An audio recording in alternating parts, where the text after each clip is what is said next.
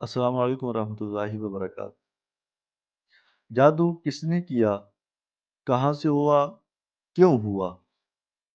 جادو کس نے کیا؟ کہاں سے ہوا؟ کیوں ہوا؟ اب یہ ساری چیزیں آپ خود گھر بیٹھے معلوم کر سکتے ہیں۔ ایک ہی رات میں پوری حقیقت اس کی کھل جائے گی۔ اب کسی عامل کے پاس جانے کی آپ کو ضرورت نہیں ہے۔ بعض عاملین بتا رہے ہوتے ہیں کہ آپ پر جادو کیوں ہوا۔ جو مریض عامل کے پاس جاتا ہے تو ظاہر ہے وہ مریض ہے، اور عجیب عجیب وہ سوالات کرتے ہیں۔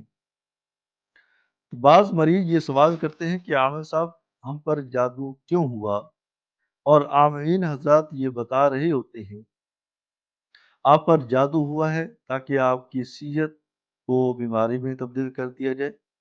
آپ پر جادو ہوا ہے تاکہ آپ کے میاں بیوی کے درمیان نفرت پیدا ہو جائے۔ آپ پر جادو اس وجہ سے ہوا ہے تاکہ آپ کا کاروبار تباہ ہو جائے۔ آپ پر جادو اس وجہ سے ہوا ہے تاکہ آپ کے بچے آپ کے نافرمان ہو جائیں۔ آپ پر جادو اس وجہ سے ہوا ہے تاکہ معاشرے میں آپ کی عزت ختم ہو جائے۔ آپ پر جادو اس وجہ سے ہوا ہے تاکہ آپ کی اولاد نہ ہو۔ آپ پر جادو اس وجہ سے ہوا ہے کہ رشتے نہ ہوں۔ آپ پر جادو اس وجہ سے ہوا ہے آپ کا کاروبار تباہ ہو جائے۔ آپ پر جادو اس وجہ سے ہوا ہے میاں بیوی کے درمیان جدائی ہو جائے۔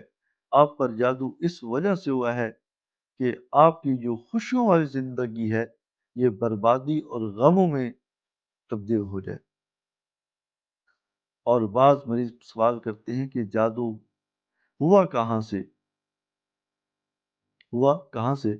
وہ عاملین بتا رہے ہوتے ہیں کہ فلاں عامل نے یہاں پر جادو کیا ہے۔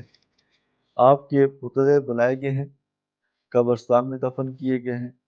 پتلے بنائے گئے ہیں، نہر میں بہائے گئے ہیں۔ پتلے بنائے گئے ہیں، ان کو جلایا گیا ہے۔ پتلے بنائے گئے ہیں، ان کو کسی درخت کی جڑ میں دفن کیا گیا ہے۔ عجیب عجیب صورتحال وہ بتا رہے ہوتے ہیں کہ آپ پر جو جادو ہوا ہے اس طریقے سے ہوا ہے، اور بڑا سخت ترین جادو ہے۔ اور بعض عاملین کو وہ پتلے نکال کر بھی دکھاتے ہیں کہ دیکھو یہ ہے وہ پتلا جو آپ پر کیا گیا تھا، عمل کیا گیا تھا۔ ہمارے معقولات نے، ہمارے جنات نے یہ اٹھایا ہے اور یہ ہم آپ کو دکھا رہے ہیں، اور باقاعدہ وہ دکھاتے بھی ہیں۔ اور مریض کا اس کے اوپر نام بھی ہوتا ہے، اور مریض کے کاروبار کی بندش ہے، جسمانی صحت بیماری میں بدل جائے، رشتوں کی بندش ہو جائے، کاروبار اس کا تباہ ہو جائے، میاں بیوی کے درمیان جدائی ہو جائے، میاں بیوی کے درمیان نفرت پیدا ہو جائے، بیوی بچے جو ہے نافرمان ہو جائے، اس کے اوپر لکھا بھی ہوتا ہے، نقشے بھی بنے ہوتے ہیں۔ اور بعض مریض سوال کرتے ہیں کہ جادو کس نے کروایا؟ تو عاملین حضرات بتا رہے ہوتے ہیں کہ یہ جادو آپ کے رشتہ داروں میں سے فلاں رشتہ دار نے کروایا، آپ کے پڑوسیوں میں سے فلاں پڑوسی نے کروایا، آپ کے رشتہ داروں میں سے فلاں عورت ہے، مرد ہے، یا بعض عاملین جو ہے اس کا خاکہ بتا رہے ہوتے ہیں، اس قسم کا خاکہ ہے۔ اب یہ خود ڈھونڈیں کہ آپ کے خاندان میں سے ایسی عورت جس کا یہ خاکہ ہو، اس کی آنکھیں ایسی ہیں، اس کا چہرہ ایسا ہے، اس کا جسم ایسا ہے، اس کا قد ایسا ہے، اس کی رنگت ایسی ہے، پوری حقیقت پورا خاکہ بتا رہے ہوتے ہیں۔ تو جادو کس نے کروایا؟ کیوں ہوا؟ کہاں سے ہوا؟ یہ ساری باتیں عاملین مریض کو بتا رہے ہوتے ہیں، اور بعض عاملین پھر وظائف بتاتے ہیں کہ آپ یہ وظیفہ پڑھو، خواب کے اندر اس کی پوری حقیقت آ جائے گی۔ بعض عاملین تو خود بتا رہے ہیں نا کہ آپ پر جادو کس نے کیا، کیوں ہوا، کہاں سے ہوا۔ وہ اپنے واقعات، اپنے ہمزاد، اپنے جنات سے پوچھ کر کے بتا رہے ہوتے ہیں۔ یہ ایک الگ سے ٹاپک ہے، واقعات کی حقیقت کیا ہے، ہمزاد کی حقیقت کیا ہے، کیا جنات یہ خبریں دیتے ہیں تو کیسے دیتے ہیں، کیا جنات یہ تابع ہو سکتے ہیں یا نہیں، یہ ایک الگ سے ٹاپک ہے۔ بہرحال عاملین اپنے واقعات، اپنے ہمزاد، اپنے جنات سے پوچھ کر کے یہ خود بتا رہے ہوتے ہیں کہ جادو کس نے کیا، کہاں سے ہوا، کیوں ہوا۔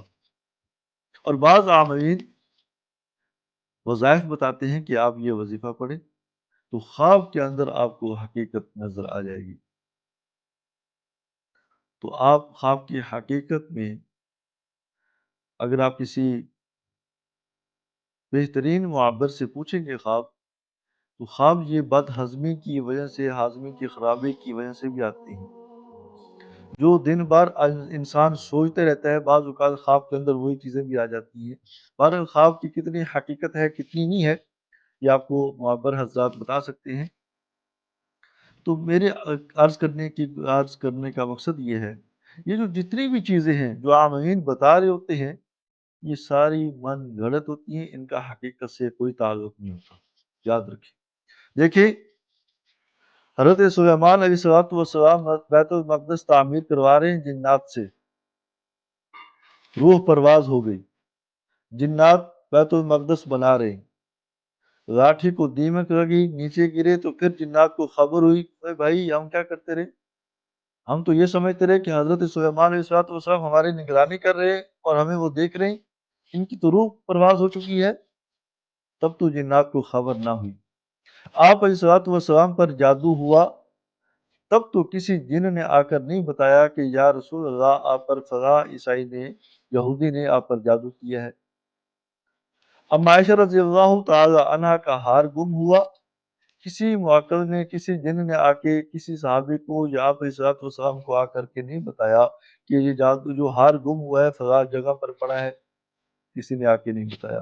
یہ ساری جتنی بھی چیزیں ہیں یہ صرف عقیدے کی خرابی ہے، من گھڑت چیزیں ہیں، اس کا حقیقت سے کوئی تعلق نہیں ہے. اگر آپ پر جادو ہو گیا ہو، آپ نظر بد کا شکار ہیں، آپ جنات کا شکار ہیں، تو آپ ایسا کریں فجر کے بعد 9 بقیہ ہر نماز کے بعد 8 مرتبہ آیت الکرسی پڑھ کے اپنے جسم پہ دم کر دیا کریں. یہ آپ کا مستقل حصار ہوتا رہے گا.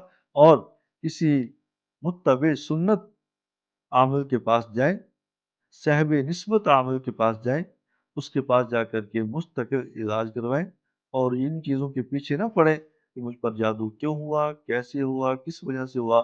اگر ان چیزوں کے پیچھے پڑیں گے تو پھر آپ ایسے عاملین کا انتخاب کریں گے کہ جو من گھڑت چیزیں بتا رہے ہوتے ہیں، جو لوگوں کے عقائد خراب کر رہے ہوتے ہیں، لوگوں کے ایمانوں کو خراب کر رہے ہوتے ہیں، لوگوں کے عزتیں برباد کر رہے ہوتے ہیں، لوگوں کا پیسہ برباد کر رہے ہوتے ہیں، جبکہ حقیقت سے ان چیزوں کا کوئی تعلق نہیں ہوتا. لہٰذا ان چیزوں کے پیچھے پڑنے کی بجائے، ان شعبدہ بازیوں کے پیچھے پڑنے کی بجائے کسی متبع سنت عامل کے پاس جائیں، صاحب نسبت عامل کے پاس جا کر کے. جس طرح ظاہری طور پہ اگر ہمیں بخار ہو گیا ہے، ظاہری طور پہ اگر اللہ نہ کرے تو ایسی بیماری ہمیں لگ گئی ہے جو خطرناک ہے، تو ہم اچھے سے اچھے ڈاکٹر کا انتخاب کرتے ہیں.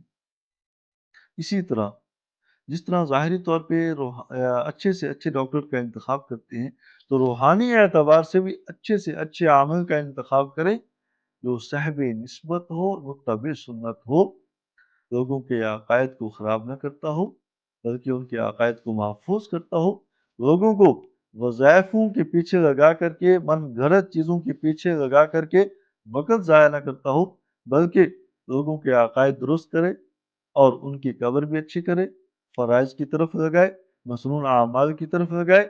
یہ راستہ جو دکھائے ایسے عمل کا انتخاب کر کے آپ اپنا علاج کروائیں. دعا ہے کہ اللہ پاک ہمیں سنت پر عمل کرنے کی توفیق نصیب فرمائے.